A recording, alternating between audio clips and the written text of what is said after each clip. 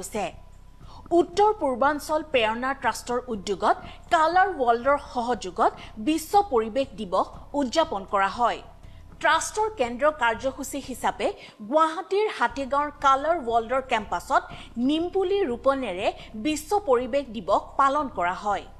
কাৰ্যসূচীত বিশিষ্ট অতিথি হিচাপে উপস্থিত থাকে ডক্টৰ যতীন্দ্ৰ নাথ ডেকা, ডক্টৰ ভূমিধৰ দাস, ডক্টৰ প্ৰকাশ ডেকাকে ধৰি ভালে সংখ্যক গণ্যমান্য ব্যক্তি। অনুষ্ঠানত গীত পৰিৱেশন কৰে উদীয়মান গায়িকা জিয়া নন্দিনী কাশ্যপে। পৰিৱেশ দিৱসৰ লগত সংগতি ৰাখি চিত্ৰাংকন প্ৰতিযোগিতাও অনুষ্ঠিত কৰা হয়।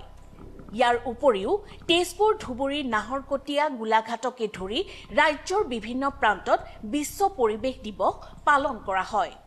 উত্তৰ পূৰ্বাঞ্চল প্ৰেৰণা সমন্বয় চেৰিটেবল ট্ৰাষ্ট আৰু কালাৰ ৱৰ্ল্ডৰ যুটীয়াভাৱে বিশ্ব পৰিৱেশ দিৱস আমি ইয়াত উদযাপন কৰিলোঁ। আৰু আমাৰ নিমকন্যা লিজা ডেকাৰ সৌজন্যত প্ৰতি বছৰৰ দৰে এইবাৰো আমি ইয়াত নিমপুলি ৰোপণ কৰিলোঁ। আৰু ইয়াত মোৰ লগত ডক্টৰ ভূমিধৰ দাস, বিশিষ্ট সমাজকৰ্মী, বিশিষ্ট সাহিত্যিক ডক্টৰ যতীন্দ্ৰ নাথ ডেকা বিশিষ্ট ব্যক্তি ইয়াত মোক সহযোগ আমাক আগবঢ়াইছে। আৰু ইয়াত আমি আৰ্ট কম্পিটিশ্যন এখন পাতিছিলোঁ আৰু দিৱসৰ পৰিৱেশৰ ওপৰতে সচেতনতাৰ ওপৰত সেইখনো আমাৰ সুন্দৰভাৱে হৈ গ'ল। গতিকে সকলোৱে যাতে পৃথিৱীখন সুন্দৰ কৰি ৰখাৰ কাৰণে পৰিৱেশৰ প্ৰতি প্ৰত্যেকটো যাতে অংশীদাৰ হয়, সেইটোৱে আমাৰ ট্ৰাষ্টৰ ফালৰ পৰা আমাৰ অনুৰোধ থাকিল। উপস্থিত আমাৰ আজি যিখিনি আমি ইয়াত উপস্থিত দেখিলোঁ, ভাল লাগিছে।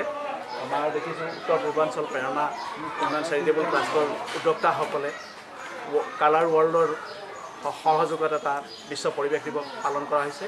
এই দিৱসটোৰ আচলতে আমি সমগ্ৰ বিশ্বত পালন কৰা হৈছে। ঠিক সেইধৰণে আমাৰ অসমতো উত্তৰ পূৰ্বাঞ্চল উন্নয়ন চেৰিটেবল উন্নয়ন ট্ৰাষ্টৰ ফালৰ পৰা এটা ইয়াত আয়োজন কৰিছে আৰু ইয়াত এটা আৰ্ট কম্পিটিশ্যন অনুষ্ঠিত হৈছিলে। এই আৰ্ট কম্পিটিশ্যনত অংশগ্ৰহণ কৰিছিলে। পৰিৱেশ দিৱসৰ ওপৰতে আৰ্ট কম্পিটিশ্যন এটা হৈছিলে। এই ছাত্ৰ ছাত্ৰীসকলে অংশগ্ৰহণ কৰি যি চিত্ৰাংকন দেখুৱালে আমাক আমি সন্তুষ্ট হৈছোঁ। সঁচাকৈ তেওঁলোকৰ মনে যিটো খেলিছে, পৰিৱেশ কেনেকৈ ৰাখিব পাৰে এইটো তেওঁলোকে উপস্থাপন কৰিব পাৰিছে চিত্ৰৰ জৰিয়তে। আমি আহ্বান জনাম অসমবাসী তথা সমগ্ৰ দেশবাসীক আমি আহ্বান জনাম এটা পৰিৱেশ সৃষ্টিৰ কাৰণে সকলোৱে মনোনিৱেশ কৰক। প্ৰত্যেকেই নিজৰ নিজৰ ঘৰখনত একোজোপাকৈ বৃক্ষৰোপণ কৰি পেলাই এটা নিজৰ ঘৰখনৰ লগতে সমাজখনৰ এটা বৃক্ষৰোপণৰ জৰিয়তে এটা মেছেজ দিয়ক। এই মেছেজটোৰ দ্বাৰা যাতে পৰিৱেশটো সুন্দৰ হৈ উঠে, সকলোৰে যাতে উজ্জ্বল ভৱিষ্যতত আমি সকলোৱে ঠিকে ঠাকে থাকিব পাৰোঁ। অহা 5 দিনত বিশ্ব পৰিৱেশ দিৱস উপলক্ষে আমাৰ উত্তৰ পূৰ্বাঞ্চল প্ৰেৰণা সমন্বয় উন্নয়ন চেৰিটেবল ট্ৰাষ্টৰ উদ্যোগত আৰু লগতে আমাৰ কালাৰ ৱৰ্ল্ডৰ সহযোগত আজি আমি ইয়াত বৃক্ষৰোপণ আঁচনি এখন আলোচনা প্লাছ তেখেতসকলে কালাৰ ৱৰ্ল্ডে যিসকলক এটা কম্পিটিশ্যন পাতিছিল সেই আটাবিলাকক চাৰ্টিফিকেট প্ৰদান কৰি সৰু কণ ল'ৰা ছোৱালীবিলাকক উৎসাহিত কৰিছে।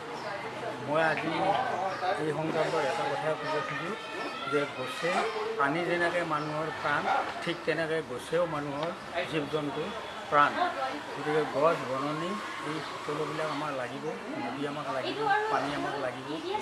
আৰু পানী পাবলৈ হ'লে আমি বেছিকৈ বিশ্ব গছ ৰোপণ কৰিব। গতিকে মই বিশ্ব পৰিৱেশ উপলক্ষে ইয়াকে কামনা কৰিছোঁ যাতে অসমটো গোটেই সদৌ ভাৰতবৰ্ষৰ প্ৰতিজন ব্যক্তিয়ে অন্ততঃ অহা 5 জুন তাৰিখে প্ৰত্যেকেই 10ডালকৈ যিকোনো গছ তেওঁৰ নিজৰ মাটিত ৰোপণ কৰি পৰিৱেশ